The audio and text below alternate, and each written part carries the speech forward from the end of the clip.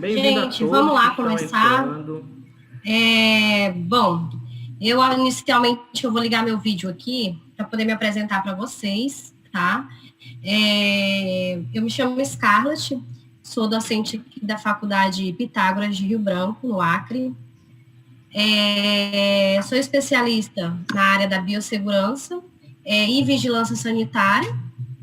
Atuo recentemente na Pitágoras como docente e também atuo em outras instituições de ensino técnico superior. Já estou na área da docência há 5 anos. E deixa eu só passar aqui. E assim, eu vou deixar o meu vídeo ligado, desligado por enquanto da apresentação, porque a gente tem um problema muito grande aqui em Rio Branco de internet. Inclusive, quando eu ligo o vídeo, ele começa a travar aqui minha tela. Então, eu peço que todos deixem seus áudios desligados também, para facilitar um pouco na transmissão, para não estar travando tanto, caindo tanto. Quando quiser falar, né, com licença, liga o áudio e podem estar tirando dúvidas, tá, do que eu vou estar repassando para vocês. Primeiramente, eu vou abordar de uma maneira bem sucinta sobre a nossa biossegurança, as leis que compõem ela, né?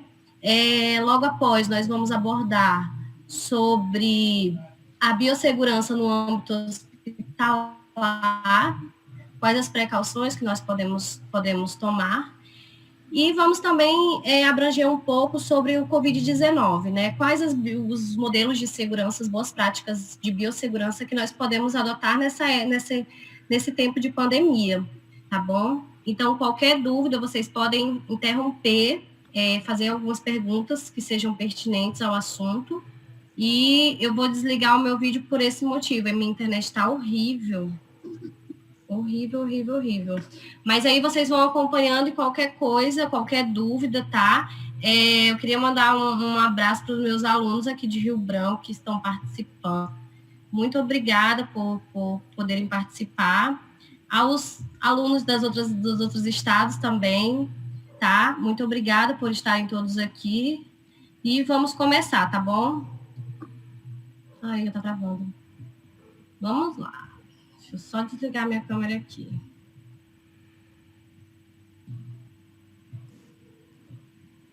Ai, trava muito.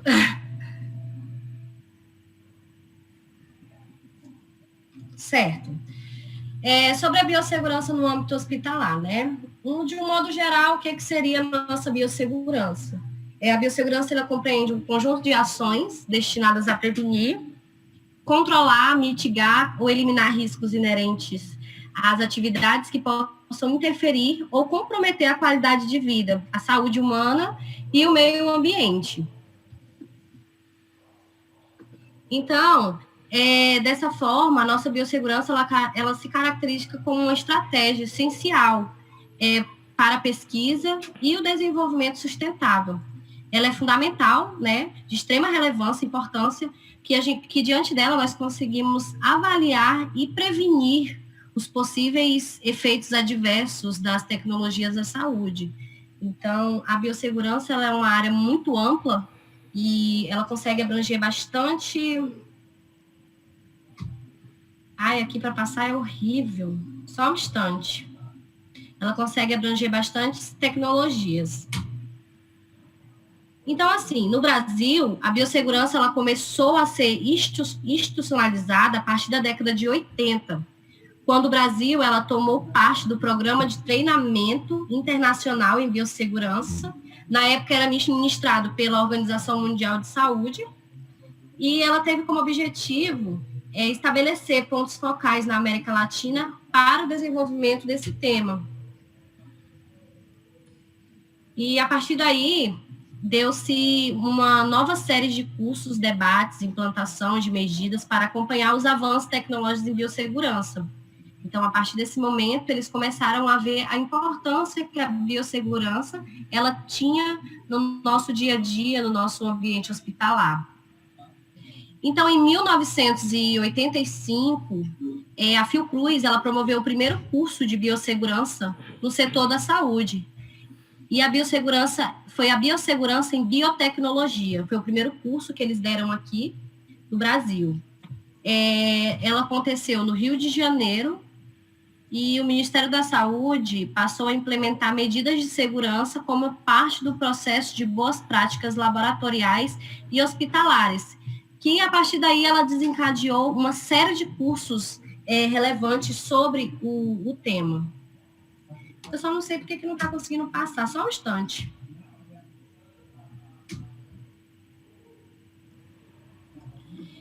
Então, no mesmo ano, o Ministério da Saúde, ela deu início ao projeto de capacitação científica e tecnológica para doenças emergentes e reemergentes. Ela visava capacitar as instituições de saúde em biossegurança.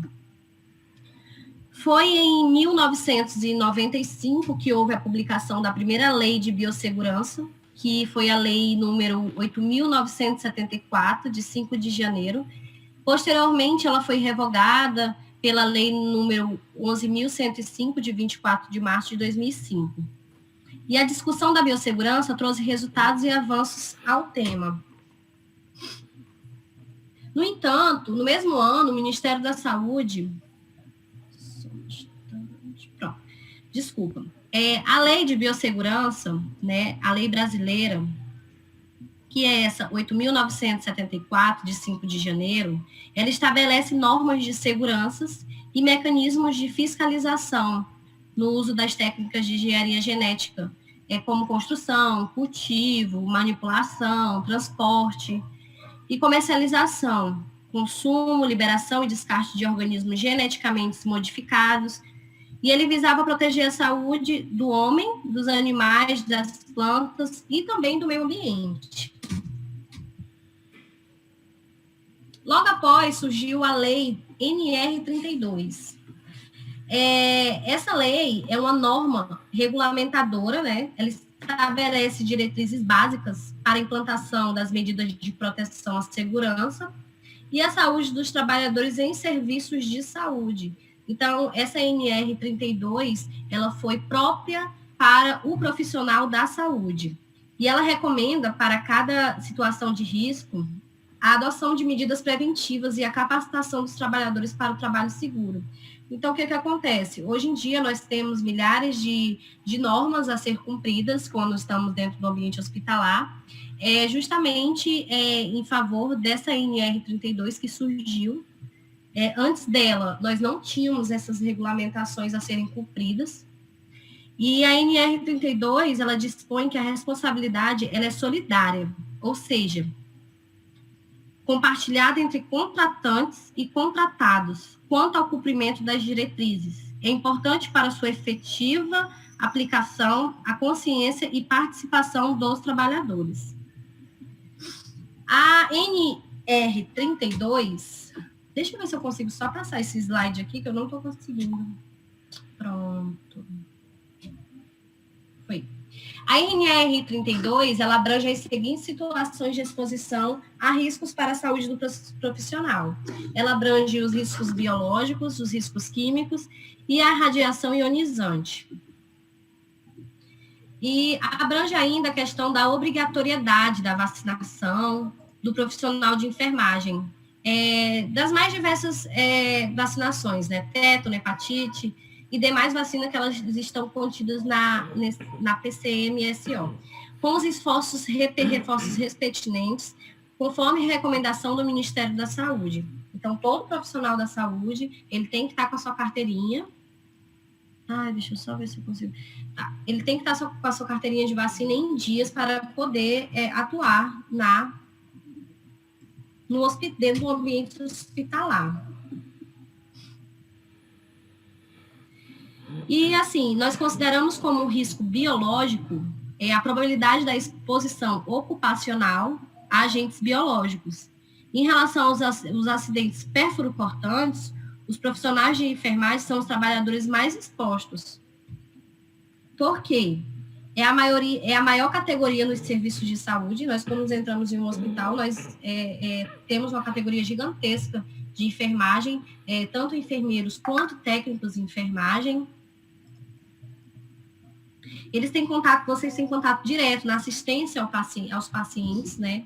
Tanto enfermeiro quanto médicos, técnicos de enfermagem, eles têm um contato direto com o paciente, diferente de nós biomédicos, que nós temos contato com os fluidos, né, do paciente, sangue, soro. Então, vocês, enfermeiros, têm um contato direto com o paciente.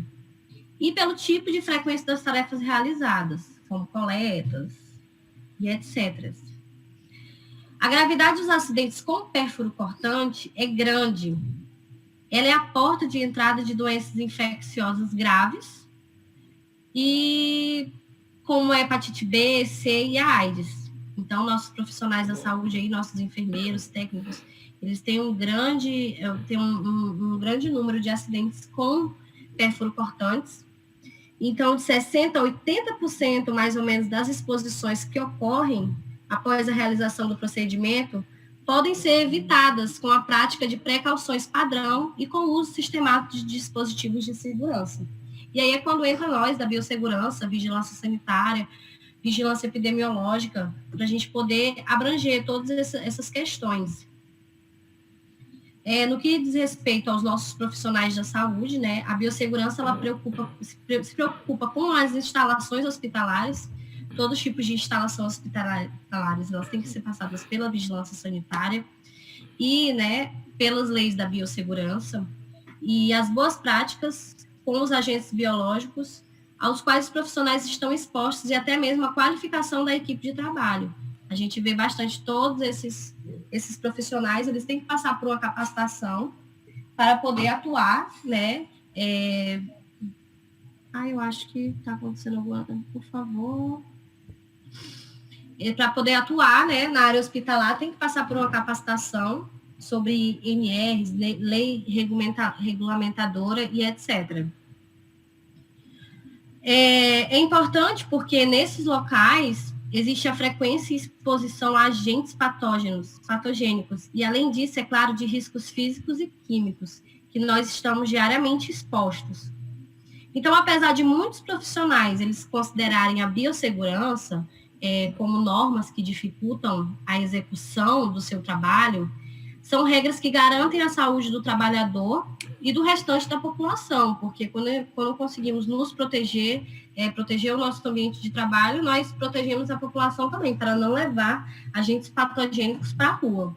Então, o não cumprimento das normas básicas de biossegurança, elas podem acarretar em problemas como transmissão de doenças e até mesmo epidemias. E como nós estamos, nesse momento, né, passando por uma pandemia. Então, o cumprimento dessas normas básicas de biossegurança, ela acarreta a não exposição, né, desses vírus.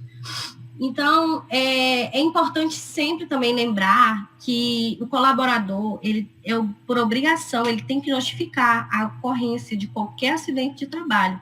Tem que ser notificado, tem que ser passado para o enfermeiro-chefe, entendeu? Por menor que seja o acidente, mesmo não havendo necessidade do afastamento do trabalhador dentro da área hospitalar, o colaborador, ele tem por obrigação imediatamente comunicar ao enfermeiro responsável pelo setor e o departamento pessoal também, né, do hospital. Em seguida, ele vai seguir o fluxo ali do encaminhamento do processo.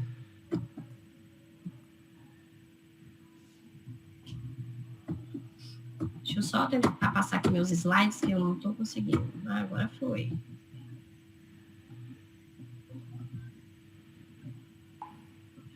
E aí, a partir de agora, nós entramos um pouco nas boas práticas de biossegurança, né? Nós falamos um pouco sobre as leis. A primeira lei brasileira, a nossa NR32, que ela é super importante no âmbito da biossegurança e no hospitalar. E aí, nós entramos nas boas práticas de biossegurança. O que seriam boas práticas, né? Seriam atitudes tomadas dentro do âmbito hospitalar que facilitaria o bem-estar de todos os profissionais. Então, primeiramente, a primeira norma de biossegurança mais importante, a gente acha às vezes que é algo bobo, que não tem tanta importância, mas nós, profissionais da saúde, temos que ter ali o nosso foco, que uma das principais normas de biossegurança é a mais simples, que é a higienização das mãos, tá? Aqui fala, principais normas de biossegurança em hospitais, clínicas, laboratório, elas sempre devem ser lavadas antes do preparo e da administração de medicamentos e do manuseio do paciente. Apesar de ser simples, essa é uma das medidas que mais evitam a propagação das doenças. Segundo, nós temos nossos jalecos e aventais, né? Os profissionais de saúde, eles também devem ficar atentos aos seus equipamentos de proteção, que esse é um equipamento de proteção individual, que nós chamamos de EPI.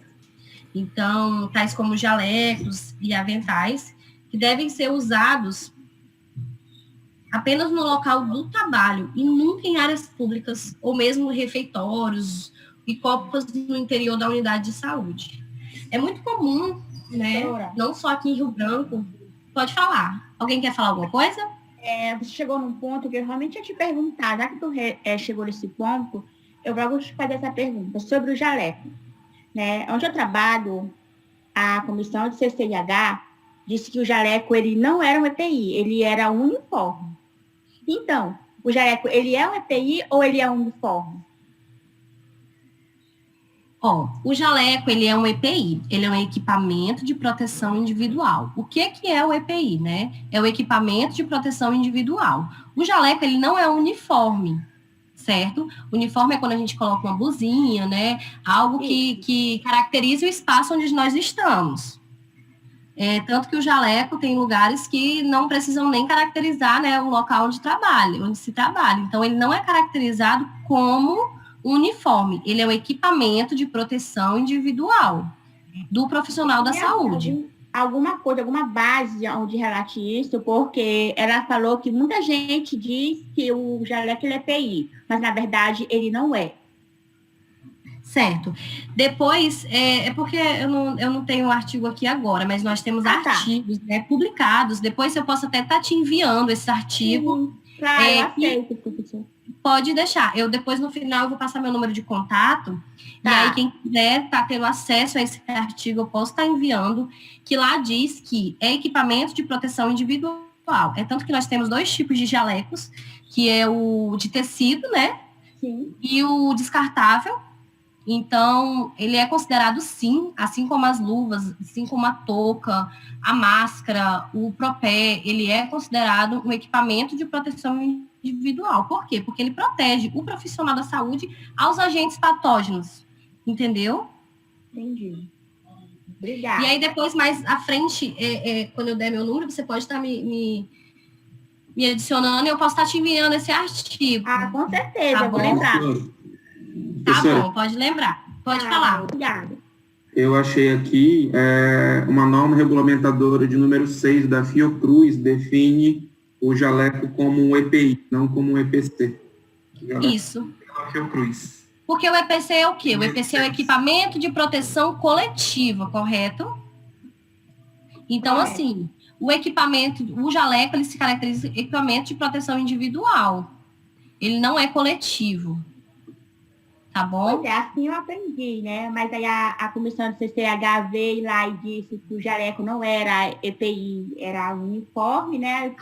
Em questão, fiquei até em dúvida. Como você tocou lá no slide, eu perguntei logo. Aí, mais tarde, quando tu me dá teu número, tu me manda o material, tá bom? Mando sim, pode deixar.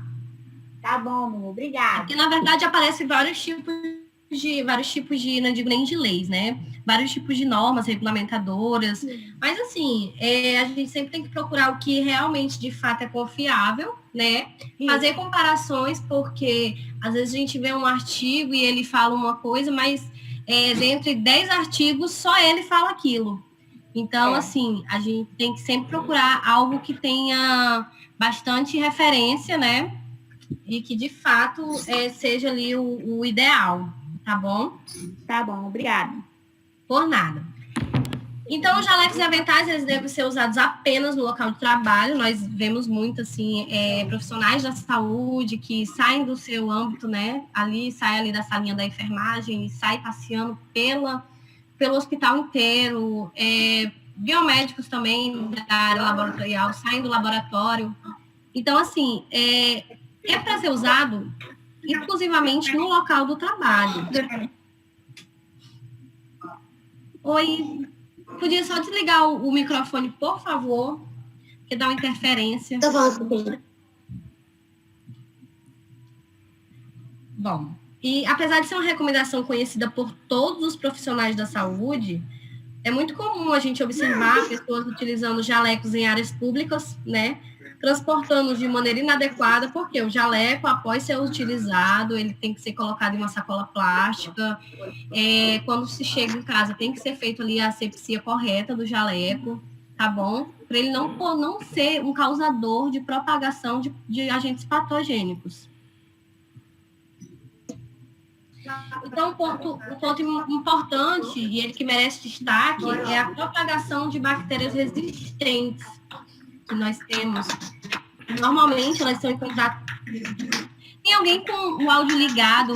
Por favor, desliga. Deixa eu ver aqui quem é.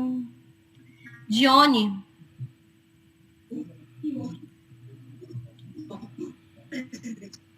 Dione Henrique.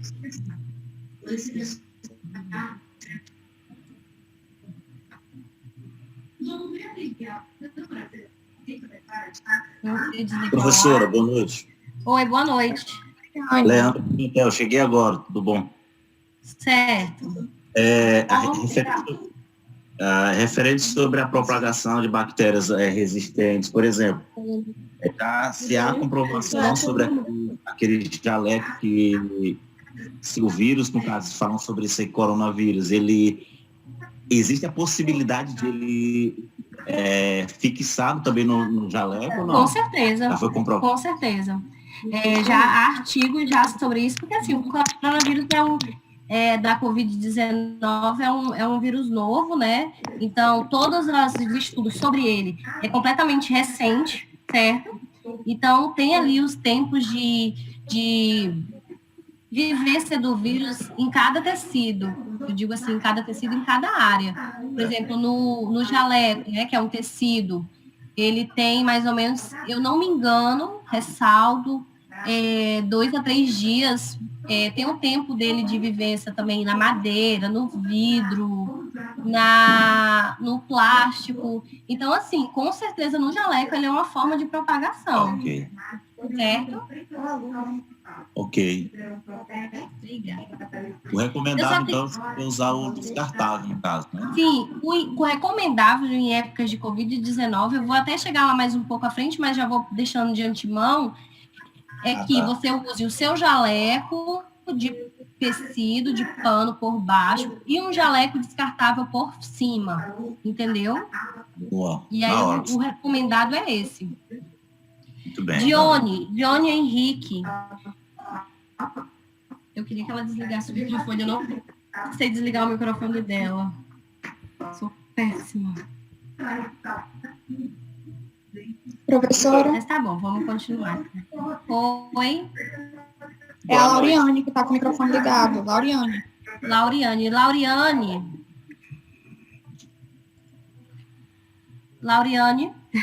ela não me escuta. Acho que agora já foi. Ainda não, mas uma hora ela vai me escutar. Então, assim, as bactérias resistentes, vírus, elas são propagadas muito facilmente por jalecos e aventais, entendeu? Ela é levada à população com muita facilidade e justamente por falta do conhecimento, sabe, das normas da biossegurança, que a gente sabe que existe um pouco de ignorância em relação à biossegurança. Nós sabemos que talvez alguns profissionais de saúde tratem isso como um castigo, ter que utilizar todas as vestimentas necessárias, acham que é besteira, e mais à frente nós vamos falar sobre isso. As luvas, né, nós temos a luva como boas práticas, elas também são um dos equipamentos de proteção que merecem destaque, elas devem ser usadas sempre que necessário e trocadas após cada procedimento. Após a remoção, é fundamental dar a destinação correta a esse material, assim como a todos os outros materiais com contato com material biológico. E o descarte correto é extremamente importante para a segurança de todos. A gente vê muita gente jogando luvas em lixos inadequados, né? Luva é em lixo infectante. Então, o descarte dele é extremamente importante. Os nossos profissionais de saúde, eles estão expostos frequentemente, né, a material biológico, e por isso os riscos de contaminação são super altos, a depender da atividade realizada por cada um. Os acidentes com esses profissionais da saúde geralmente envolvem ferimentos com agulhas ou outro material cortante, o contato direto com o sangue ou materiais contaminados. Dentre os mais envolvidos com esses acidentes, destacamos justamente vocês, profissionais da área da enfermagem. Vocês são os que mais têm um índice alto de acidente, principalmente com pérfuro cortantes, tá? E aí nós vamos falar um pouco agora, vamos entrar na questão da biossegurança hospitalar em épocas de Covid-19. Queria saber se alguém tem alguma dúvida do que nós já repassamos. Fora os que já tiraram suas dúvidas, alguém tem algo a falar, algo a perguntar, alguma dúvida sobre tudo que foi falado? Ou eu posso dar continuação?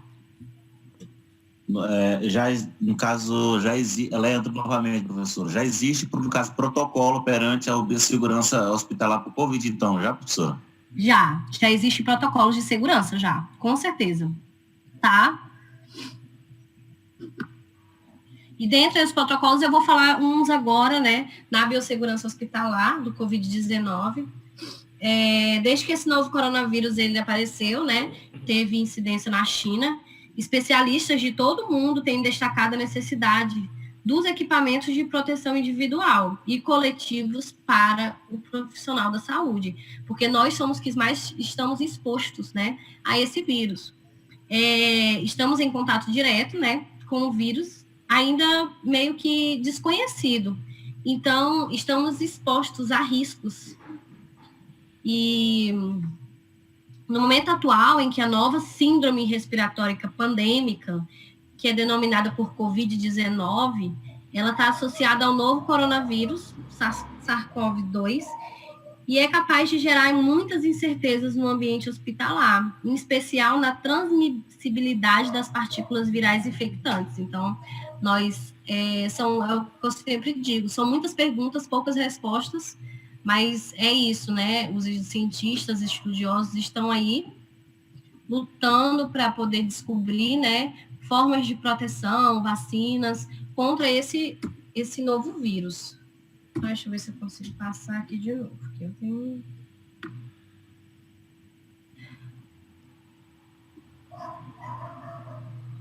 Então, assim, a biossegurança ele assume um papel de extrema importância nesse momento, né, para os profissionais da saúde, que cumprem um papel crítico na identificação, notificação e gerenciamento de possíveis casos de Covid-19.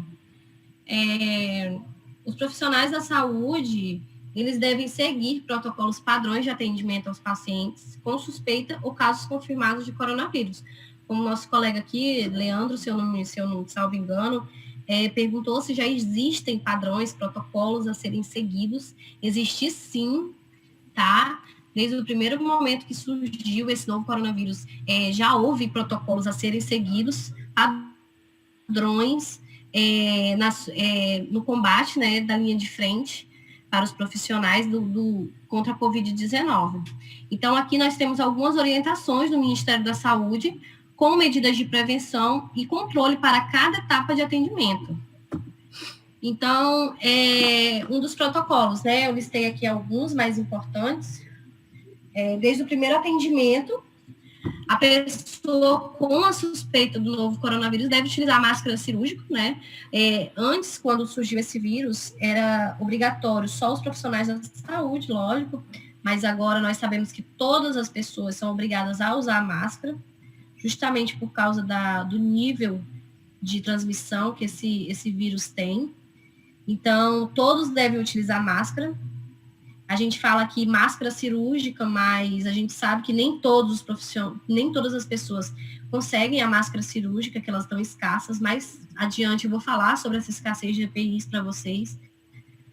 mas de antemão, o Ministério da Saúde, ele autorizou, né, o uso da máscara caseira, que é aquela de tecido, para a população.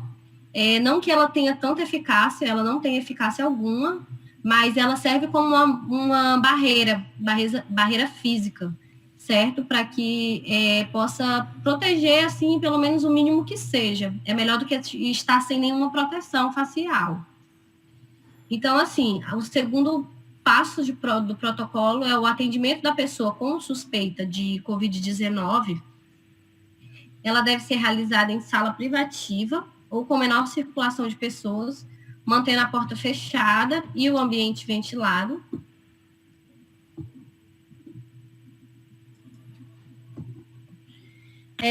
Terceiro, os profissionais da saúde, eles devem realizar a higiene adequada das mãos, aquilo que eu falei para vocês. A higienização das mãos é a principal boa prática da biossegurança, a mais simples e a principal, respeitando os 5 momentos de higienização. Tem que haver a higienização das mãos antes do contato com o paciente, antes das realizações do procedimento, após o risco de exposição, após o contato com a pessoa infectada ou não, né, porque são suspeitos, e após o contato com áreas próximas a essa pessoa, mesmo que não tenha tocado a pessoa, cuidando direto ou indiretamente da pessoa, porque o que acontece? Às vezes a gente acha que só tem um risco de contaminação quando temos contato, tocamos na pessoa. Mas às vezes nós, né, esquecemos que esse vírus ele fica sob superfície por algumas horas, dependendo se é vidro, madeira, plástico, ele fica na superfície, ele consegue viver. Então, a gente tem que ter bastante cuidado com isso e lavar as mãos sempre que tiver contato com áreas próximas a essa pessoa contaminada. Professora. Pode falar. É o Leandro de novo. Pode ficar à vontade. Eu estava assistindo, lendo alguns pontos de artigo interessantes que me parece que já foi descartado a ideia de que no caso, esse vírus, essa pandemia em alguns ambientes, essa região nordeste nossa, que é norte-nordeste do Brasil, já foi descartada essa questão de temperatura. Ou seja, me parece, não sei, não tenho certeza, não tenho como lhe provar, me parece que já o vírus ele consegue manipular a temperatura. Não sei se isso é verdade, né? Bom, sobre o que eu, né, já estudei e li também, eu vou te repassar, né, o que eu fui informada. Em relação à temperatura, o vírus ele tem uma capacidade de vivência em temperaturas mais quentes, né? Aí no Nordeste também, aqui no Norte também é bem quente. Mas, assim, ele não se erradica por conta da temperatura, certo? Talvez, assim, estudos dizem que em um local mais quente, ele não consiga ficar tanto tempo em vivência nas superfícies, entendeu? Por exemplo, em um local com a temperatura mais agradável, né? Por exemplo, no sul, o tempo de vivência deles nas superfícies é maior do que o tempo de vivência em locais quentes. O que eu li foi sobre isso, entendeu? Mas nada comprovado ainda, tá bom? Ok. São só estudos, que é o que mais está tendo agora, né, nessa época. Estudos e comprovações, e nós temos poucas ainda. É verdade. Isso mesmo, você valeu. Tá bom. Deixa eu passar aqui. Professora? Pode falar. Sou Flávia e eu gostaria de saber, relacionado aos profissionais que, por exemplo, no caso das EPIs, né? Profissionais que utilizam muita frequência que acabam se machucando. Então, Ô, Flávia, me desculpe, tá cortando aqui, tu pode repetir a pergunta, por favor? Sobre a questão da EPI. Certo. O profissional se machucou e eu ouvi algumas pessoas relatando que seria melhor o afastamento desses profissionais que se machucaram por conta do Covid, que é mais propício a pessoa se infectar por conta de alguns machucados, feridas, entre outros, por causa de equipamentos de EPI. Isso é verídico? Assim, o que nós sabemos é que o Covid-19, ele consegue, né, se infiltrar no nosso corpo pelas vias aéreas, correto? Então, o que acontece? Quando algum, né, profissional da saúde, paciente, vamos dizer profissional da saúde, né, que é quem mexe, está na linha de frente, se corta, eu não sei te falar, te afirmar, porque isso aí dependeria, né, de estado para estado, de hospital para hospital, mas o correto seria sim o afastamento, porque seria uma via, né, apesar de ser um ferimento, seria uma via aberta, exposta. Então, assim, não se sabe se o vírus ele só adentra pelas vias aéreas. Não se é confirmado 100%, certo? Existem estudos já que o vírus ele também consegue adentrar por cortes, por ferimentos. Inclusive, recentemente, eu andei lendo antes de ontem, que está tendo, assim, sussurros de que o vírus ele também consegue adentrar até pelos olhos, entendeu? Então, assim, é o que eu sempre falo, são muitas perguntas, nós temos poucas respostas ainda. Acredito que daqui a um ano nós vamos ter todas essas respostas a responder, certo? Que já vai ter um tempo a mais de estudo, mas agora todo o cuidado é pouco, né? Então, assim, o profissional da saúde se corta, se for um local onde ele não consiga usar o EPI para se proteger, por exemplo, cortou na mão, ele consegue usar uma luva, né, para proteger o ferimento, ok? Mas se for uma área exposta, eu acredito que realmente o melhor é o afastamento do profissional da saúde, né? Tá certo, professora. Obrigada. Por nada.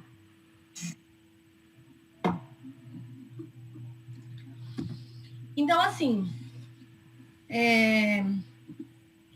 nós temos aqui, né, os profissionais, eles devem usar os equipamentos de proteção individual, que são os EPIs.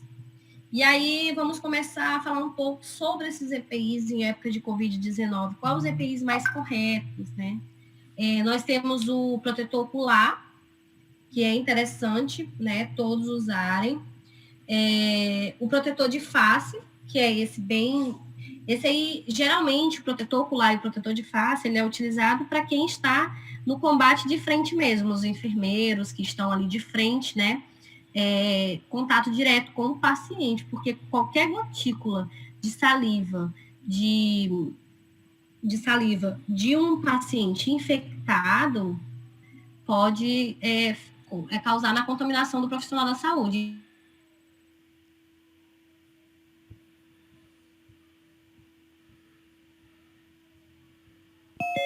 Dentro do ambiente hospitalar. Logo após, nós temos nossas luvas, né? Nós sabemos que a luva é de proteção individual, ela é muito importante. Nós temos o capote, avental ou jaleco. O ideal em épocas de Covid-19 é que o profissional use o jaleco e coloque também o avental, né? O capote, que ele é de extrema importância para proteger o profissional. Ele ajuda na não propagação do vírus. Nós temos as máscaras, né? Nós temos muita dúvida sobre máscaras. Quais as máscaras que o profissional da saúde que está na linha de frente deve usar? Eu escuto muitas perguntas, muitas dúvidas em relação a isso. A mais adequada é a N95, que é a PFF2. Outras máscaras com eficácia mínima da filtração de 95% de partículas, sempre que realizar procedimentos geradores de aerosóis. Então, assim, essa máscara aí, ela tem um filtro, e esse filtro, ela consegue bloquear as partículas que tentam infiltrar. Então, assim, ela é a indicada para os nossos profissionais da saúde. Para outros procedimentos não geradores de aerosóis, avaliar a disponibilidade, né, da N95, mas se por acaso não haver a N95, nós sabemos que nós estamos muito escassos de EPIs, principalmente de máscara nessa época. Então, pelo menos o mínimo é o uso da máscara cirúrgica. Isso para nossos profissionais da saúde, tá? Nós temos esses 3 tipos de máscaras, que é a de papel, né, tecido, que é aquelas que é feita de TNT. Ela impede que partículas grandes expelidas pelos usuários cheguem a pessoas próximas. Ela não oferece proteção contra partículas pequenas. Por exemplo, o Covid-19, ela não oferece proteção. Ela só é uma barreira física mesmo. A gente fala que essa máscara aí é a máscara caseira, né? Que a população está utilizando. Justamente porque não existe máscaras cirúrgicas e nem respiradores para toda a população. Então, a população que não está na linha de frente ao Covid, né, não trabalham em hospitais, usam a máscara de tecido, só para ter uma barreira física. E aí nós temos as cirúrgicas, que elas são utilizadas já em hospitais, né? Ela protege pessoas próximas das emissões respiratórias do usuário, oferece proteção contra partículas grandes e fluidos, e ela não oferece proteção contra partículas pequenas. Então, assim, o profissional da saúde, que ele está diretamente ali na linha de frente, as máscaras cirúrgicas não fazem efeito contra o Covid. Então, a mais indicada é a N95. Ela oferece a maior proteção contra partículas pequenas, que no caso é a Covid-19. Aqui tem algumas explicaçõezinhas que eu coloquei para vocês, né? Precauções, a máscara, colocar antes de entrar, ela tem alta eficácia, tem que sempre garantir o ajuste correto da máscara no rosto. A gente vê muitas pessoas que não colocam corretamente, então ela não tem tanta eficácia se não colocar, ajustar no rosto. O avental, né? Em caso de riscos de respingo e contatos com secreções, como ele é descartável, então ele tem os profissionais da saúde têm uma facilidade melhor. Eventual uso de protetor impermeável, caso esteja previsto grande contato com as secreções, né? As luvas, que elas são descartáveis. Aqui bem no cantinho a gente fala de novo sobre a higiene das mãos antes e depois de ter o contato com o paciente, que é muito importante.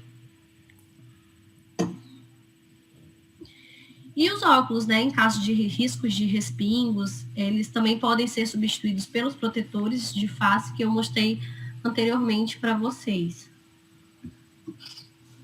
Professora, pode falar. eu tenho 2 perguntas. Só peço que fale um pouquinho mais alto, por favor. Uma é sobre o protetor facial. O protetor facial, ele substitui o óculos?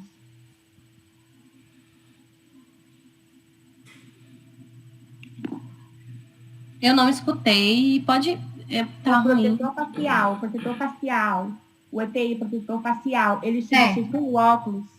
Em alguns casos, sim, tá? O óculos, ele protege, né, o ocular, mas a protetor facial, ele protege a face como um todo. Então, entre o protetor facial e o protetor ocular, o protetor facial, ele tem mais eficácia, que protege a face como um todo, tá? Tá. E em questão, em relação da máscara N95, essa máscara, ela pode ser usada até quanto tempo? Então, eu vou mostrar aqui mais à frente para vocês sobre justamente essa máscara N95. Mas de antemão eu vou te falando que ela tem a duração a mais ou menos de 4 horas, certo?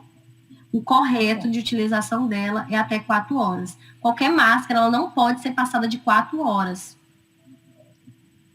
Mas assim... Por conta da umidade. Sobre os protocolos, né, do hospital sobre EPI. Eu não sei se varia de acordo com cada hospital, mas assim, tem hospitais que protocolam o uso da máscara até 15 dias, o uso da máscara até 30 dias, justificando que ela tem filtro e permanece mais tempo intacta no rosto. Como é que fica em relação ao pessoal que está de frente com os pacientes do Covid? Então, peraí, só um instantinho, deixa eu só... Ela perde eficácia em relação a isso?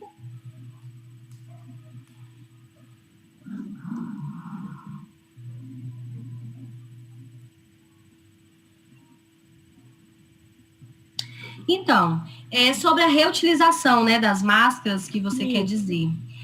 Ela, na verdade, ela não é indicada, né, a fazer a reutilização. Mesmo a máscara N95, ela não é reutilizável, ela é descartável. Apesar dela ter ali, né, o nível de segurança maior, para ela ter o filtro, entendeu? Essas máscaras, elas não podem sofrer a lavagem e esterilização. Por quê? Porque ela fragiliza o tecido. Então, ela provoca abertura na estrutura da máscara, aumentando ali a porosidade da máscara. E aí faz com que ela não retenha todos os micro-organismos necessários, né? Porque o micro-organismo infiltra na máscara e, como a máscara ela tem um filtro, ela ali neutraliza, correto? Só que quando acontece a reutilização dessas máscaras, cada vez mais vai ocorrendo a fragilidade do tecido. Então, assim, ela não é recomendável reutilizar. Mas é uma questão que eu vou até falar com vocês à frente um pouco. Diante da escassez de EPIs, realmente os hospitais, eles estão colocando ali mais à frente, né, prolongando o uso das máscaras, para poder, para eles poderem, eu ia até ler aqui algo para ti, devido ao aumento da demanda causada pela emergência da saúde pública da Covid, as máscaras, elas poderão excepcionalmente ser usadas por um período maior ou por um número de vezes maior. Então, assim, foi aberta uma lei, né? É a lei número 04 de 2020, e ela autorizou o aumento por um período maior dessas máscaras. Mas, por conta dessa escassez, ela foi excepcionalmente autorizada devido à alta demanda das máscaras. Mas ela não é recomendável por ser utilizada por muitas vezes. Mas, diante de todo o cenário que nós estamos vivendo, eles até colocam que, se a máscara ela estiver limpa, né, seca, ela pode ter ela pode ter um tempo maior de utilização, tá?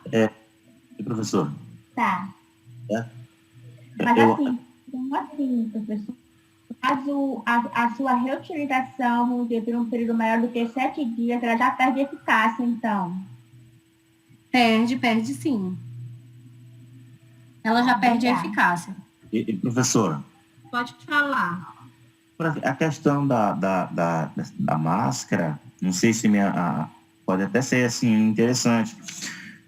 No intervalo que o profissional tem, aquele, no caso, se tiver no caso, que é o descanso, ele poderia tirar ali a máscara, fazer a limpeza correta, né?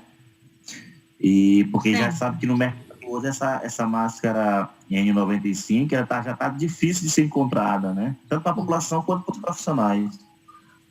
Eu creio, eu fazendo logo após as 4 horas de uso, poderá fazer assim, a asepsia normal dela, ali o profissional guardando ela num ambiente adequado para poder... Isso.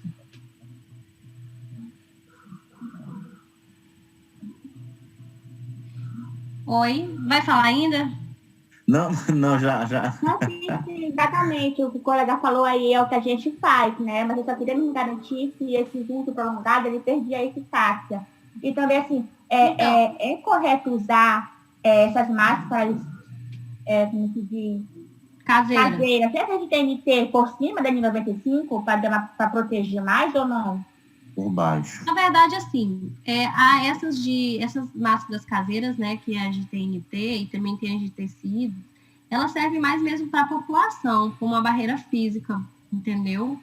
Para nós, profissionais da saúde, o indicado é a máscara cirúrgica e a máscara N95. Tá bom, então. Obrigada, professor. Por nada.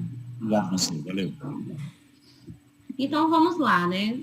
Aqui eu coloquei algumas indagações para vocês.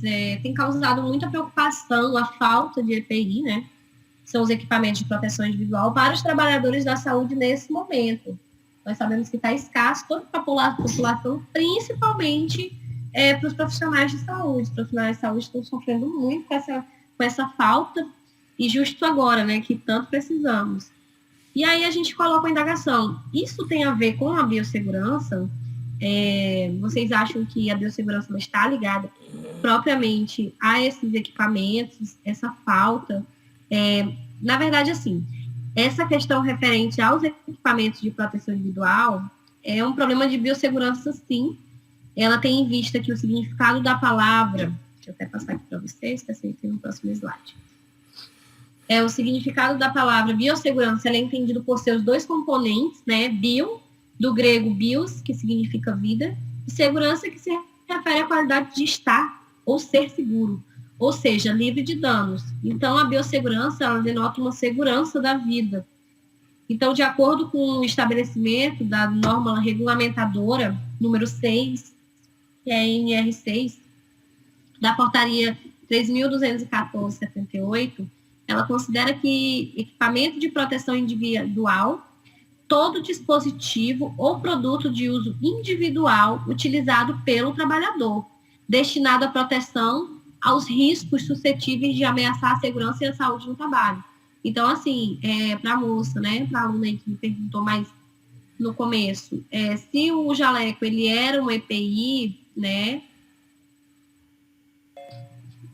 então, ele, para ser considerado um EPI, esse dispositivo ou produto, ele necessita cumprir os requisitos mínimos contidos na NR6. Ele tem que ser de uso individual, utilizado apenas pelo trabalhador. Ele tem que ser destinado à proteção de riscos suscetíveis de ameaçar a segurança e a saúde do trabalho. Ele tem que conter a indicação do certificado de aprovação, que é o CA, e ele tem que atestar a eficácia do produto na proteção contra os agentes nocivos à saúde. Está o EPI relacionado ao anexo 1 da NR6. Então, assim, precauções adicionais são exigidas pelos profissionais de saúde para se proteger e impedir a transmissão no ambiente de trabalho. Isso inclui saber relacionar o EPI adequado. Ele tem que ser capacitado para o uso correto e retirado do EPI e estabelecer o descarte de acordo com as normas de segurança, pois eles são considerados materiais potencialmente contaminados. A gente vê muito o descarte de EPIs em lixo comum, né? O que seria um EPI que é considerado material contaminado? Touca é considerado? Sim. Sabe, eu tenho muitos problemas com meus alunos, né? Eu trabalhei muito tempo em um expurgo e eu era docente e na hora de fazer o descarte de EPIs era o maior problema que eu tinha. Todos os meus alunos só queriam descartar máscara e luva no lixo contaminado. A touca e o propé, eles queriam descartar no lixo comum, porque não teve contato com nada, porque, professora, porque ficou aqui na minha cabeça, minha touca no cabelo, o que tem de contaminado no meu cabelo? Então, assim, os alunos, eles têm muita dificuldade em entender que qualquer...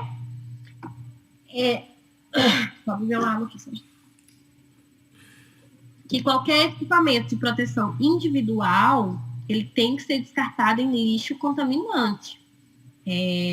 Touca, máscara, luva, propé, salvo os que são reutilizáveis, como os óculos, né, de proteção, luvas de borracha na hora da lavagem dos materiais, mas o restante eles têm que ser descartados em lixos infectantes. Aqui fala que o EPI é apenas uma medida efetiva em uma variedade de controles administrativos e ambientais e de controles de engenharia. Aqui aparece um pouco para a gente, eu coloquei uma tabela que eu peguei de um artigo, que ele coloca recomendação de medidas a serem implementadas para a prevenção e controle da disseminação do novo coronavírus em serviços de saúde. Então, aqui temos casos suspeitos ou confirmados e acompanhantes. O que eles precisam utilizar? Eles precisam utilizar uma máscara cirúrgica. Nós sabemos que agora foi liberado, né, a máscara caseira. Então, suspeitos, né, que vão ao hospital, geralmente eles estão com a máscara caseira, a de TNT ou de tecido. usar lenços de papel para tosse, espirros, secreções nasais e descartar um lixo infectante também. A higienização das mãos frequentes com a água e sabonete líquido ou a preparação, né, do álcool 70. Esses aí são as pessoas que têm os suspeitos ou confirmados e os componentes dentro da unidade hospitalar. Os profissionais da saúde, qual a rotina que os profissionais da saúde têm que ter dentro da unidade hospitalar? Higienização das mãos com água e sabonete líquido ou a preparação alcoólica do álcool 70. Óculos de proteção ou protetor facial, máscara cirúrgica, avental, as luvas de procedimento e o gorro, né, para procedimentos que geram aerosóis, para proteger, né, os cabelos. Então, aqui tem uma observação, diz que os profissionais de saúde deverão utilizar as máscaras N95, que é a FFP2, ou equivalente, para realizar procedimentos geradores de aerosóis, como, por exemplo, a intubação ou aspiração traqueal, a ventilação mecânica invasiva e não invasiva, a ressuscitação cardiopulmonar, a ventilação manual antes da intubação, coleta de amostras nasotraqueais. Então, o profissional da saúde, ele pode, no âmbito hospitalar, usar a máscara cirúrgica como de costume, porém, para fazer esses tipos de procedimentos, eles precisam utilizar a máscara N95, que é a máscara que tem o filtro, certo? E aí nós temos os profissionais de apoio, né? A gente fala os profissionais de saúde, os enfermeiros, os técnicos de enfermagem, médicos, tem as pessoas que é do apoio, né? Que são profissionais da higiene, limpeza, nutrição, manutenção ali do hospital. Então, essas pessoas, elas precisam ter a higienização das mãos em dias, né? Com álcool e sabão, com água, sabonete líquido ou o álcool. Elas precisam utilizar o gorro também para procedimentos que geram aerosóis, óculos de proteção ou protetor facial, a máscara cirúrgica, avental e luvas de procedimento. Os profissionais da higiene e limpeza têm que acrescentar também as luvas de borracha com cano longo e botas impermeáveis de cano longo. Então, é imprescindível que os profissionais, principalmente da limpeza, tenham acesso a esses EPIs, que é de extrema importância para eles. Então, aqui eu coloco duas indagações para vocês. Quais os principais riscos relacionados à biossegurança que os profissionais de saúde que estão na ponta nas unidades básicas de hospitais estão correndo? E o que precisa ser feito para minimizar esses riscos? Teria alguém que pudesse me responder, quisesse participar?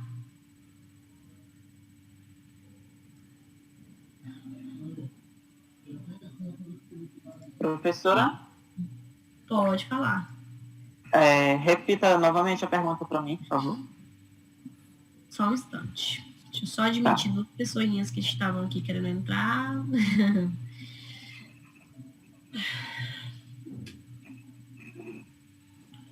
Tinham muitas pessoas para entrar. Só dar uma pausa aqui de 1 minutinho para poder adicionar elas, tá bom? Só um instante. Tá ótimo.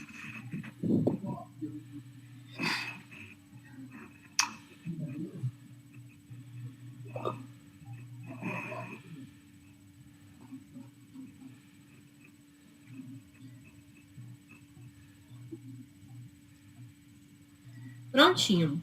A pergunta é: quais os principais riscos relacionados à biossegurança que os profissionais de saúde que estão na linha de frente estão passando em hospitais? E o que é que precisa ser feito para minimizar esses riscos? O que é que você acha que precisa ser feito? E quais seriam os principais riscos relacionados à biossegurança que eles estão passando nesse momento? Certo. É o seguinte, tá dando de me ouvir? Tá, sim. Assim, o principal risco é de não levar a sério a biossegurança, porque tem muita gente que, mesmo sendo profissional e estando na linha de frente, não leva muito a sério, né?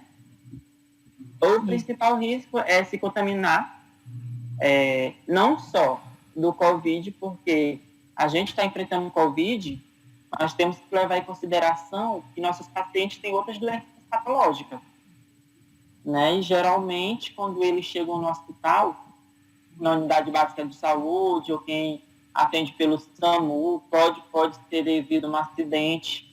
Então, a gente não sabe o que o ambiente vai nos proporcionar. E a má utilização dos equipamentos é isso, é levar a uma contaminação, tanto do próprio vírus que a gente enfrenta, como de alguma outra patologia escondida no sistema do nosso paciente. Certo. Eita, que E a segunda pergunta? o que precisaria ser feito para minimizar esses riscos? Nós tem... Primeiro de tudo, tem que ter a consciência pessoal do profissional, né? Como ser humano. Eu, por si, na linha de frente, eu tenho que ter essa minha própria consciência. Mas, diante disso, o enfermeiro, como líder de equipe, ali do momento e vendo, ou sabendo que está existindo essa imprudência de algum profissional, ele pode fazer, e é até importante, ter uma orientação, uma conscientização dentro da unidade de atendimento, que é para os profissionais estar sempre assim, dedicados a se protegerem e proteger também os seus pacientes e provavelmente seus familiares ao chegar em casa, porque eu já percebi que tem muita gente que chega em casa e não descarta as roupas direito.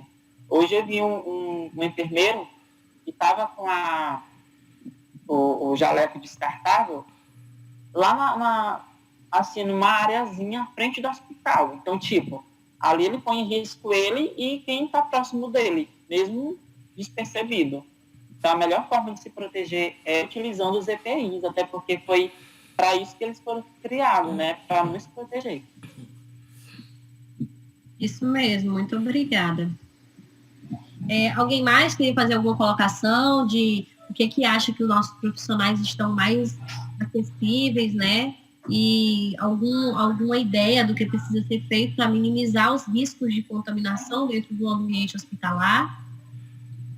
Professora? Pode falar. Leandro Pimentel. Em algumas empresas, eu vou apenas dar um exemplo, né? Que no meu ponto de vista, que depois eu, visitando uma UBS aqui na minha cidade, no meu município, na verdade... É de onde? Desculpa.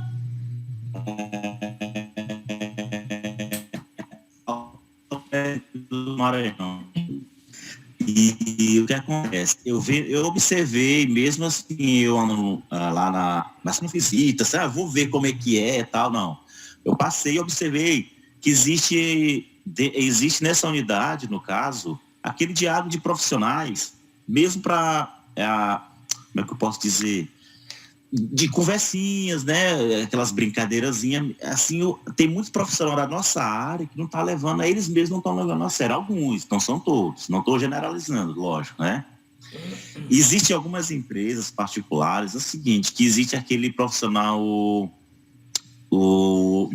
meu Deus do céu, do trabalho, rapaz, segurança do trabalho, né? Isso, segurança do trabalho, isso. Ele está ali para orientar aqueles profissionais, a forma como é para ser trabalhado, Eu acharia, no caso, para evitar esses riscos relacionados aos profissionais, que teria um profissional só para vigiar eles, né? Não ter aquela proximidade entre os profissionais, aquele contato direto, assim, mesmo com alas diferentes, mas tem essa preocupação, porque às vezes acaba esquecendo os riscos, né? Essa proximidade. E eu acho que o que precisa ser feito para amenizar esses riscos, eu creio eu que teria aquela equipe responsável e sempre estar aconselhando mesmo eles ali, entendeu? Eu acho, meu ponto de vista, professora. Né? Não sei se deu para entender assim. Oi, Leandro, deu sim. Eu acho até engraçado, né? Porque seria um tipo de ação que seria tomada que se houvesse, né, a conscientização de cada profissional, não seria preciso, né? O certo mesmo era que cada um tivesse ali a sua consciência, né? Profissional, porque essa consciência tanto humana quanto profissional. E eu tenho certeza que também os riscos diminuiriam gigantescamente, porque os protocolos de biossegurança existem, estão ali para serem cumpridos, mas infelizmente muitos dos nossos profissionais tratam isso como um castigo, entendeu? Utilizar avental, utilizar capote, utilizar óculos, e aí a gente escuta muito falar, não sei para que essa frescura. Isso é muito... Olá, professora, posso fazer um comentário? Pode sim, pode ficar à vontade. Professora. Desculpa. É o Rossan aqui de Brasileia. Vai lá, Rossan, achei, meu amigo, desculpa. Tá me ouvindo? Estão me ouvindo? Vai, pode falar, amigão. Tá ok. A professora falou uma coisa certa, a questão de conscientizar profissionais. Eu trabalho na unidade de saúde, no Hospital do Alto Acre, aqui em Brasileia, e não só técnicos de enfermagem, como enfermeiros, até médicos não se conscientizam da utilização do EPI, não se conscientizam, até mesmo o próprio descarte desse material. Descartam em lixo comum, o que não é para ser, a gente sabe que tem que ser de saco branco, de risco biológico. Então, isso aí, como vocês estão falando, você falou da sua unidade de saúde, eu estou falando aqui de um hospital regional, que recém foi construído, recém foi inaugurado, e os profissionais mesmo, eles não vê o risco, acham que são imutáveis, alguns acham que não vão pegar. Já vejo na unidade mesmo, até os próprios médicos não utilizando os EPIs, os que estão no isolamento do Covid, que lá foi feita uma ala justamente para esses profissionais não saírem daquele local, eles saem simplesmente, vão atrás de acesso via telefone em outro local, às vezes com os EPIs, sem os EPIs, então ficam circulando à vontade. Isso é um grande problema. Não está tendo a conscientização desses profissionais. É lamentável porque tanto eu sou do laboratório, eu sou técnico de laboratório dentro do hospital, eu faço o máximo possível para não correr esse risco de contaminar os pacientes que eu vou fazer coleta. Mas meu próprio colega da enfermagem, o médico, o enfermeiro, eles não utilizam e não se conscientizam disso. Vocês estão entendendo? Então, o problema é sério. Não estão levando a sério, lamentavelmente. Eu creio que não só aqui em Brasileia, no Acre, mas em outros estados do país, as pessoas não estão levando a sério a utilização da biossegurança, de utilizar esses EPIs da maneira correta, em passar para os próprios colegas uma segurança. Porque eu me prevenindo, eu vou prevenir você, que você se contamine comigo. É assim, ao meu ver. Obrigado pela oportunidade, professora. Professora?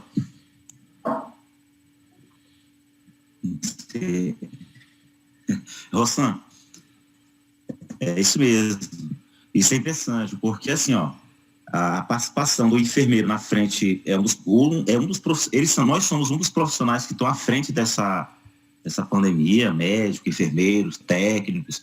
Ainda tem a equipe de limpeza das unidades, que se levasse mais a sério essa questão dessa pandemia, não teria essa quantidade de profissionais da área da saúde com casos de coronavírus contaminados, ou até mesmo os óbitos que ocorreram. Isso é verdade. Na realidade. Infelizmente. Valeu, Rossan, cara. Valeu, meu amigo. Olá, gente. Boa noite. Assustadores que eu, como estudante, né, eu ainda não atuo na área, já atuei como voluntária na clínica particular, mas se a gente comparar assim a clínica particular com a rede pública, tem uma diferença um pouco bem grande, né, às vezes escancarada. E eu toco no assunto da educação permanente dentro da unidade. A educação permanente, ela é muito necessária, ainda mais nesse tempo que a gente está vivendo. E é uma coisa que eu não vejo na rede pública, e eu vejo também a correria dos profissionais de saúde. Às vezes, a carga horária é tão exagerada, que é a pessoa, o próprio profissional, né? Não tem aquele tempo de estar se atualizando, de estar procurando informação. E a educação permanente dentro da unidade, ela força, né, os profissionais a se atualizarem, ela força os profissionais que nem o nosso amigo falou, não sei quem foi que falou aí sobre a questão de ficar fiscalizando se a pessoa está cumprindo esse distanciamento tudo. Isso aí vai muito, no meu ver, não é necessário uma pessoa estar fiscalizando, porque como a professora falou, vai muito mesmo do próprio profissional. Se o próprio profissional não tem o discernimento de tomar esses cuidados, uma pessoa que vai ficar vigiando vai ser tido só como chato, ninguém vai ligar para ele. Então, a educação permanente dentro da unidade é muito importante isso, de realmente conscientizar esses profissionais e atualizar, eu abro assim, atualizar à força esses profissionais para que eles tenham essa consciência de estar se cuidando e, assim, sucessivamente, cuidando dos pacientes de uma forma correta. Acho, concordo com você. Verdade, também pode ser. Leandro. Oi. Leandro. Gente, desculpe interromper vocês, mas a professora não está na sala mais. Ela tá voltando. Tá voltando. E aí, minha mãe trabalha na saúde, e aí eu busco muita informação, mesmo a título de conhecimento. Nós estamos vivendo basicamente o terceiro ciclo de contágio com Covid, né? Temos a SARS, a MERS e agora o Covid-19. E a maior parte, hoje não, porque parece que já aprendemos a lidar com essas coisas. Aprendemos não, né? Eu digo que o profissional de saúde aprendeu a lidar com isso, mas no primeiro ciclo, no segundo ciclo, na SARS e na MERS, o maior número de óbitos, o maior número de infectados que tiveram problemas graves foram profissionais de saúde. A maior parte das pessoas que morreram foram de profissionais de saúde. E é muito disso que vocês falaram, é muito porque negligenciaram os procedimentos, porque é aquele ditado, né? Casa de ferreiro, espeto de pau, né? O pessoal sabe, aprende e não faz. Eu lembro que no início houve um comentário um questionamento sobre se EPI, se o jaleco era EPI ou se era uniforme. Muito normal a gente ir pra lanchonete, o povo tá de jaleco no meio da rua. Cidade pequena que mais tem. Volta, vai pra sala de cirurgia, sei lá. Vamos dentro do bolso do jaleco. É muito normal isso. Eu vou fazer uma colocação em cima disso que tu tá falando, engajado no que a amiga de Bacabal falou agora há pouco. Que aqui ainda, né? Mas, a respeito da maioria das mortes de nossos colegas profissionais da saúde, se dera uma coisa que eu observei aqui na minha cidade. Essa parte da política educacional, dentro das unidades de saúde, de atendimento, elas até existem. Aqui na minha cidade eu observei que existe. O secretário, ele plantou e está seguindo a risca. Mas tem tem uma coisa muito interessante.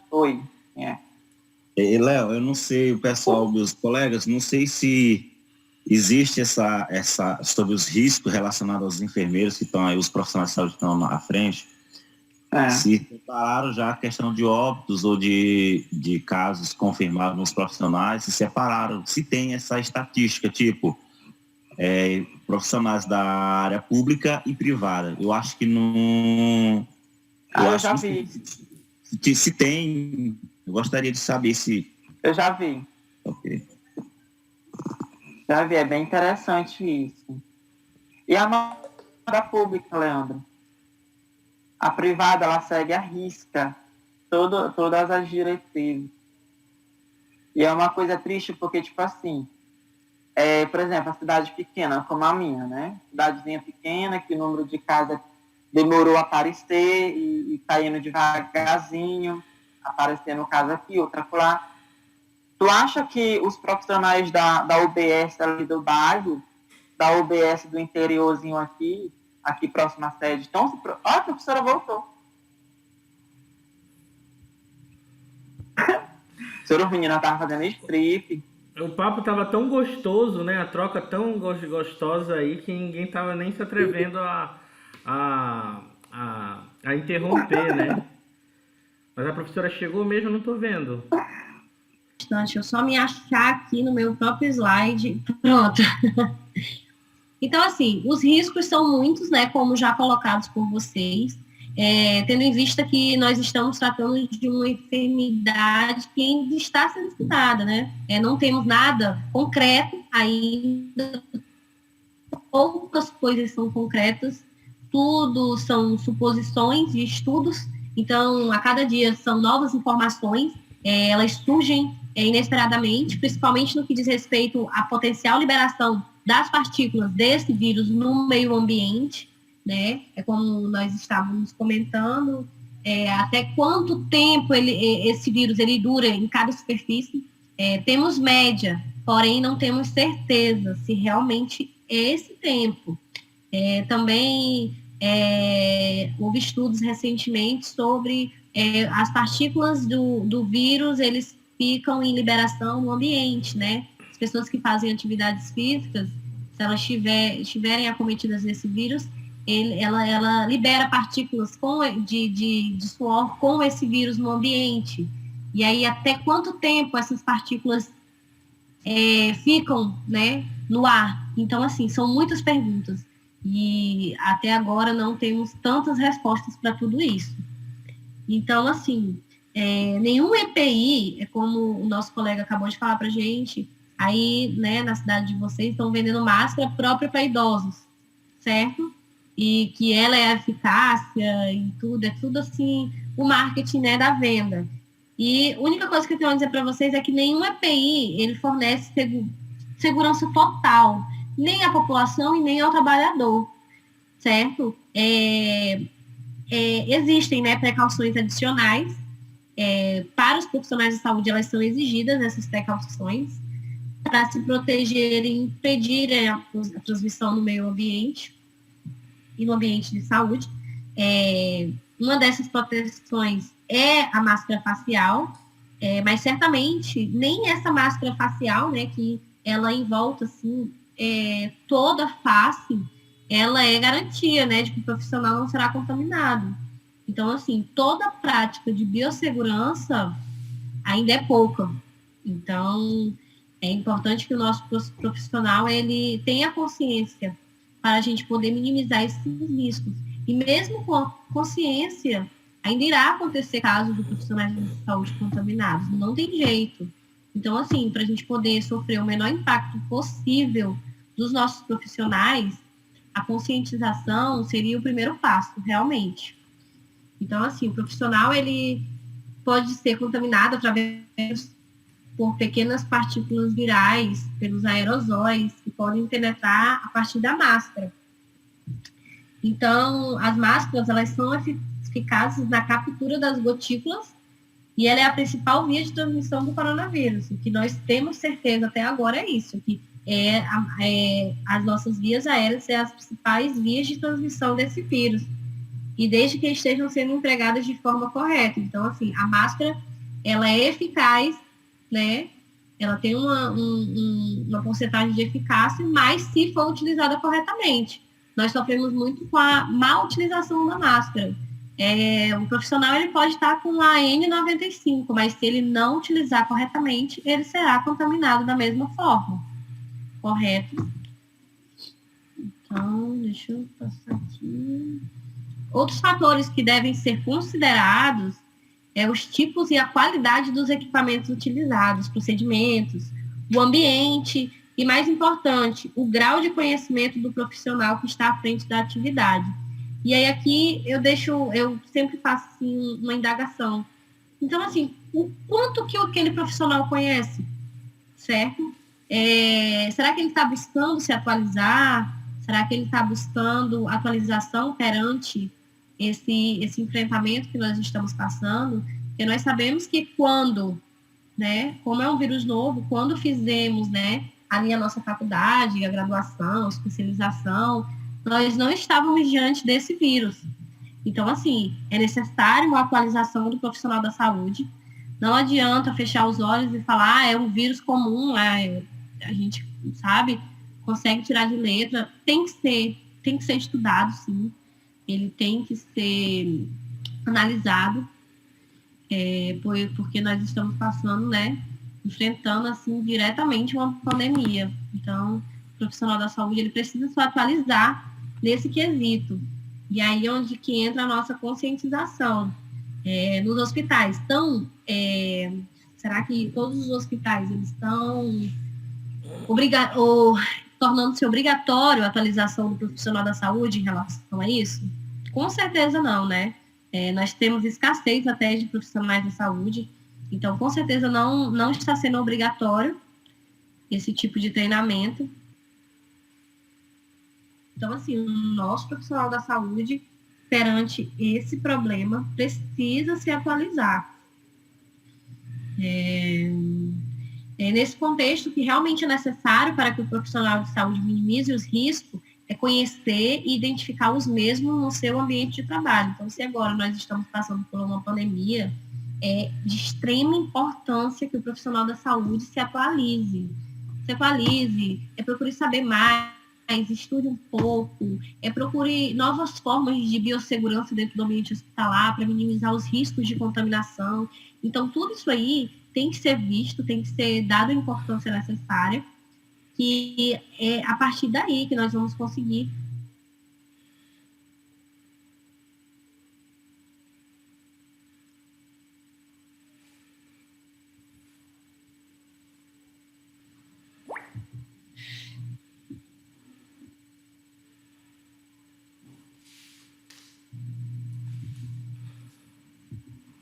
E aí a gente vai falar um pouco sobre risco e perigo, né? Um perigo no ambiente de saúde pode ser qualquer coisa, como a exposição ao sangue, a outros fluidos corporais também, equipamento de trabalho, métodos de prática de trabalho, com potencial que possa causar danos a nós. Então, esse aí caracteriza o perigo. E o risco é a probabilidade. Sendo alta ou baixa, de alguém sofrer lesões ou danos devidos a esse perigo. Então, a gente tem essa diferença aí entre risco e perigo. E aí, agora a gente entra na área da biossegurança, né? Ela também aborda os riscos e a segurança de outros profissionais. Tem algumas pessoas querendo entrar aqui, só vou admitir elas rapidinho, porque já está acabando.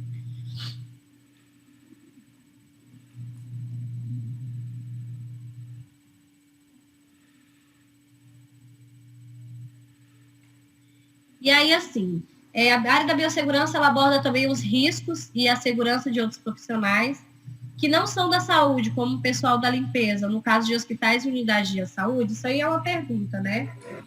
A área da biossegurança, ela aborda apenas os profissionais de saúde, enfermeiros, médicos, técnicos de enfermagem, biomédicos.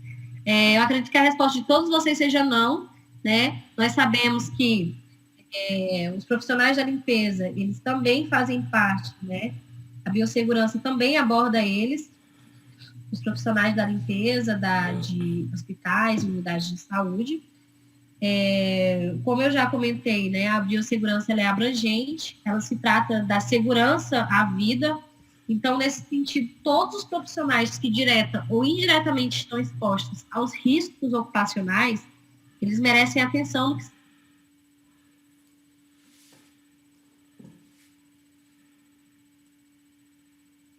seguido, eles também têm que seguir um protocolo, eles têm que estar paramentados adequadamente para a minimização dos riscos, eles têm que utilizar o desinfetante estabelecido, eles têm que passar também limpar as mãos com álcool em gel, álcool 70, água e sabão, antes e depois do uso das luvas. As luvas deles também precisam ser descartadas após cada limpeza. Luvas reutilizáveis, eles devem ser dedicados à limpeza e desinfecção de superfícies inerentes à Covid-19 e não devem ser usados para outros fins. As instruções para a desinfecção das luvas reutilizáveis devem ser de acordo com as instruções de cada fabricante. E aí, de acordo com as normas da União Europeia, nós temos a divisão das máscaras, né? Elas são classificadas em 3 classes. o chamado fator FFP, que são peças faciais filtrantes, em português. Aqui eu vou falar um pouco bem rápido sobre essas máscaras, que a gente ainda tem outras coisas mais relevantes para falar, mas era só mesmo para trazer para vocês que nós temos 3 tipos de máscaras, essas peças faciais filtrantes, que é justamente essas máscaras que possuem o filtro. Elas são a PFF1, a PFF2, que é a nossa, que equivale a N95. Ela tem parâmetros de testes idênticos à N95.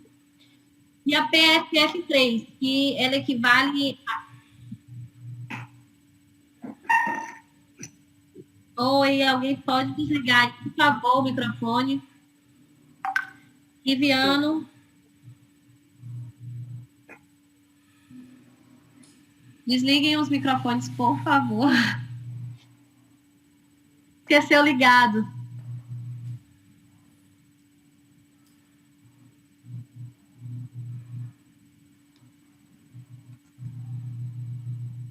Certo? Acho que agora foi. Então, nós temos esses 3 tipos de máscaras, né? Peças faciais filtrantes, porque máscara é como um todo, que nós falamos. A máscara N95, ou a PFF2, ela equivale à nossa máscara a N95. Ela é ideal na segurança contra o novo coronavírus, tá? Porque o micro-organismo, ele tem mais ou menos de 0,14 micrômetros, então, de tamanho, e a gotícula em que se dispersa tem mais ou menos 12 micrômetros. Então, ele é o ideal para conter, para conseguir filtrar esse novo vírus. E alguns países estão indicando a PFF3, que equivale a N99, que ela é um pouco mais elevada que a N95. Ela tem a capacidade de retenção de partículas ainda maior que a N95. Então, o ideal é que essa máscara seja utilizada até ela ficar úmida, aproximadamente 4 horas de uso. Que a colega passou aí para a gente, né, que são 7 dias, são. Porém, o tempo máximo de uso em um dia são 4 horas. Utilizou, ficou úmida, deixa lá no canto seco, arejado, para que ela seque, e utiliza outra. Então, assim, durante um dia, um trabalho mais ou menos de 12 horas, né, um plantão, o ideal é que seja utilizado 2 máscaras, não que vai ser descartada as 2. Utiliza uma, deu mais ou menos 4 horas e meia, 5 horas, retira, deixa ela lá no local limpo e arejado, faz a asepsia dela, e aí utiliza a outra, correto? E aí, assim, ela tem uma durabilidade maior. Então, ainda sobre as máscaras, por ser um material descartável, aqui eu falo um pouco sobre o meio de lavagem após seu uso, que ele é inadequado, né? O processo de lavagem e esterilização, ele fragiliza o tecido da máscara, provoca aberturas na estrutura, aumenta ali as porosidades, ele não fica mais tão ali fixado, filtrando tanto, e faz com que ela não retenha os micro-organismos, entendeu? Que é a sua missão primordial. Então, a gente vai falar um pouco agora sobre as escassez de EPIs. Durante a aula, essa aula aqui, a gente falou bastante sobre a escassez, né? Como que está acontecendo. Os nossos profissionais da saúde precisam, sim, ter a conscientização, mas também precisam ter os equipamentos necessários para poder se proteger. Então, assim, o ministro da Saúde afirmou que, em função da falta de equipamento, o protocolo de uso de EPI foi flexibilizado. E aí foi o que eu falei aqui anteriormente, que o correto é não a não reutilização das máscaras, mas devido à falta, né, ocorreu essa flexibilização. As máscaras não sejam mais descartáveis, elas têm que ser identificadas e higienizadas e usadas mais de uma vez pelo mesmo profissional. Então, foi liberado esse adentro aí. E aí aqui diz, esse tipo de procedimento pode ser feito numa situação excepcional como a que estamos vivendo? Às vezes a gente fica se perguntando, né? A gente tem tantas regras, tantas leis de biossegurança, e será que realmente é válido isso?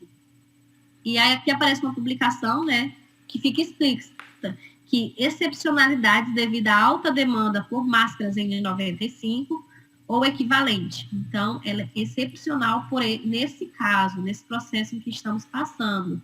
mas não é recomendável em outros cenários, tá? Nesse cenário que nós estamos vivendo, sim, houve essa excepcionalidade. Porém, em outros cenários, não levem isso como algo que é padrão. Então, daqui 5 anos, quando isso já estiver contido, eu vou utilizar também a máscara N95 assim, por meses, por semanas. Não, estamos abrindo a excepcionalidade de agora pelo cenário que estamos vivendo, correto?